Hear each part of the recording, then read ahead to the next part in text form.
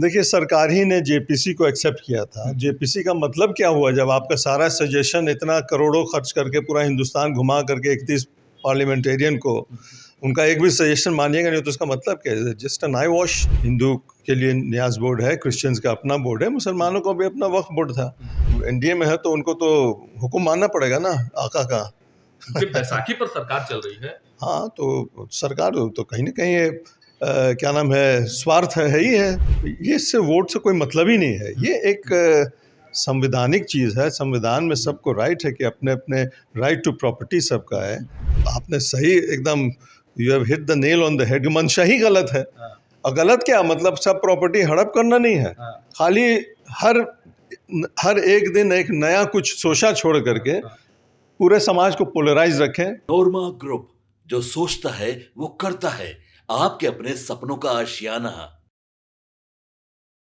नमस्कार, मैं हूं सागर कुमार। भारत लाइव देख रहे हैं आप। इस वक्त बिहार से लेकर पूरे देश की नजर सदन पर है, क्योंकि सदन में वक्फ संशोधन बिल पेश हो गया है।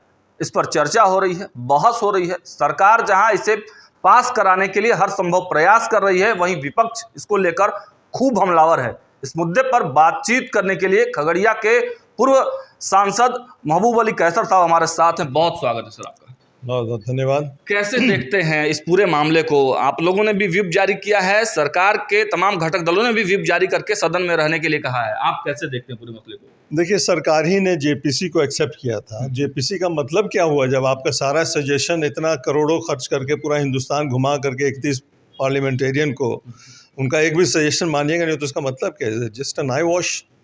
तो ये बिल जो है ये इलीगल तो है, ये अनकॉन्स्टिट्यूशनल है। सारे धर्म के लोग को अपना अपना न्यास बोर्ड है, प्रबंधक कमेटी है सरदारों का जो अपना गुरुद्वारा को चलाते हैं। हिंदू के लिए न्यास बोर्ड है, क्रिश्चियंस का अपना बोर्ड है, मुसलमानों को भी अपना वक्फ बोर्ड था।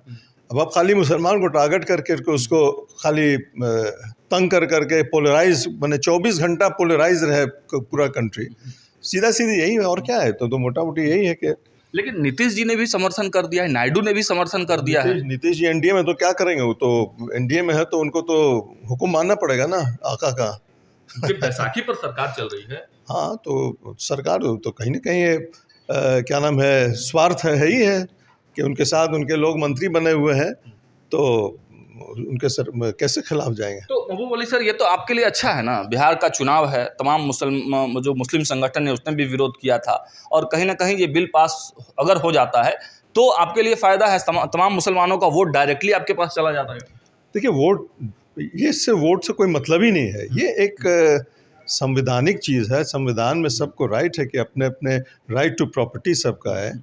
हम लोग के पुरखों ने अगर कोई ज़मीन को गिफ्ट किया है कब्रिस्तान में, मस्जिद में, सोशल वर्क के लिए, तो उसको अब सरकार, अब डीएम उसका फैसला करेगी। कोई एक पिटिशन दे देगा कि ये इसमें ये फलाना लकुना है तो डीएम उसको डिसाइड करेगा। ऐसा कहीं होता है क्या? लेकिन अल्टीमेटली हाईकोर्ट को पावर तो दिया ही गया है। और हर प्रॉपर्टी को आप लिटिगेट कर दीजिए। प्रॉपर्टी तो देख रहे हैं कि 50 साल में साला डिसाइड नहीं होता कोई प्रॉपर्टी, तो हर प्रॉपर्टी को आप लिटिगेट कर दीजिए। सरकार की मंशा पर आपको संदेह, या फिर बिल ही खराब है? आप क्या कहेंगे? मतलब लोग कह रहे हैं कि अगर बिल, सरकार की मंशा ठीक रहे, अच्छे तरीके से अगर लागू हो जाए तो गरीब मुसलमानों का फायदा हो सकता है। आपने सही एकदम you have hit the nail on the head. मंशा ही गलत है। और गलत क्या मतलब, सब प्रॉपर्टी हड़प करना नहीं है, खाली हर एक दिन एक नया कुछ सोचा छोड़ करके पूरे समाज को पोलराइज रखें। बस यही मंशा है। हम ये नहीं बोल रहे हैं कि सारा प्रॉपर्टी गवर्नमेंट हड़प कर लेगी। अगर सही से चले तो बहुत अच्छी चीज़ है। लेकिन अच्छी चीज़ है क्या? हमको अपना राइट है कि हम अगर गलत कर रहे हैं, अब बहुत जगह गलती हो भी रही है, तो उसको हम सुधारेंगे कि आप सुधारने वाले कौन है?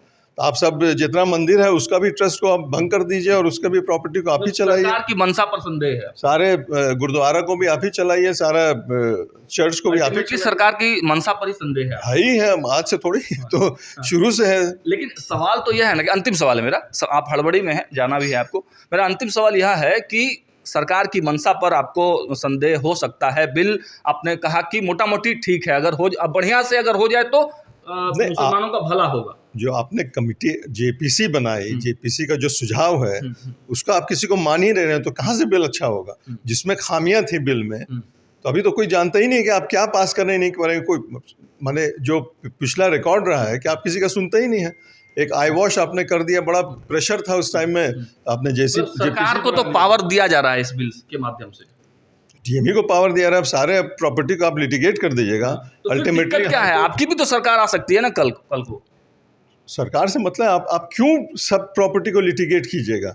और डीएम को क्या राइट होता है कि किसी प्रॉपर्टी को, कोई 50 करोड़ का प्रॉपर्टी, उसको डीएम एक बोल देगा कि नहीं भाई ये इसमें कुछ गड़बड़ी है, तो आप हाईकोर्ट जाइए और लड़ते रहिए 50 साल। पूरा विरोध होगा बिल का। होना ही चाहिए, सबको राइट है ना भाई। हर कौम का अपना अपना ऑलरेडी बना हुआ है।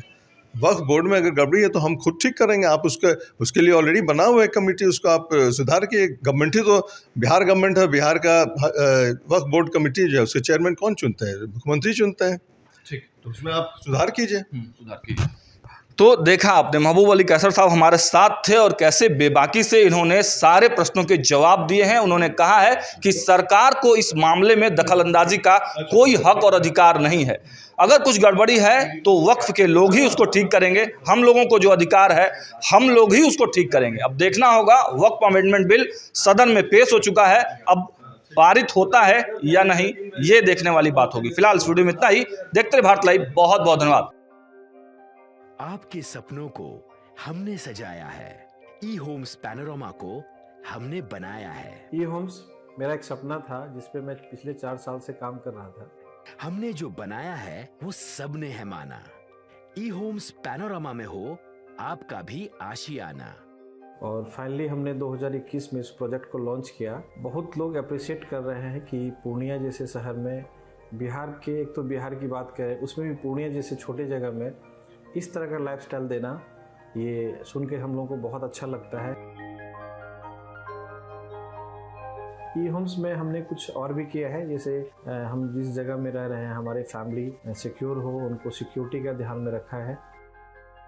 आपकी सुविधा और सुरक्षा आपके लिए खास है, ये आपका विश्वास है। इसमें आर्टिफिशियल इंटेलिजेंस का 7 लेयर सिक्योरिटी का हमने इस्तेमाल किया है। लस ग्रीन कैंपस को बनाया है। यदि हमारा बाउंड्री वाल है तो वो वर्टिकल गार्डन है। ये जितनी भी फैसिलिटी होता है एक इंटरनेशनल टाउनशिप में ई होम्स है, ये हम लोग विश्वास नहीं कर पा रहे हैं। जो भी हमारे मित्र दोस्त या जो भी हमारे बाहर आते हैं तो हम लोगों को बहुत अच्छा सुनने को मिलता है और बहुत अच्छा क्रेडिट मिल रहा है। वो सारा हमने सिर्फ एक बिल्डिंग नहीं बनाया, हमें एक बहुत अच्छा लाइफस्टाइल दिया ई होम्स में, और मेरा एक सपना था जिसको मैं आज फुलफिल होते हुए देख पा रहा हूँ। ये आपका आवास है। ई होम्स पैनोरामा में अब आपका निवास है। E Homes Panorama, luxurious lifestyle redefined. Panorama group, जो सोचता है वो करता है। अगर ये वीडियो पसंद आई और वह बिहार के राजनीति और बिहारियत से सरोकार रखेनी तो सब्सक्राइब बटन दबा के चैनल के सब्सक्राइब कर ली। ओजे एगो घंटी बा, ओकरा बटन दबा देला से कुल सटीक और मारक खबर रुआ मुफ्त में मिल जाई। अगर रुआ पत्रकारिता के हमनी के नया प्रयोग में सहयोग कर चाहतानी तो ज्वाइन बटन दबा दी।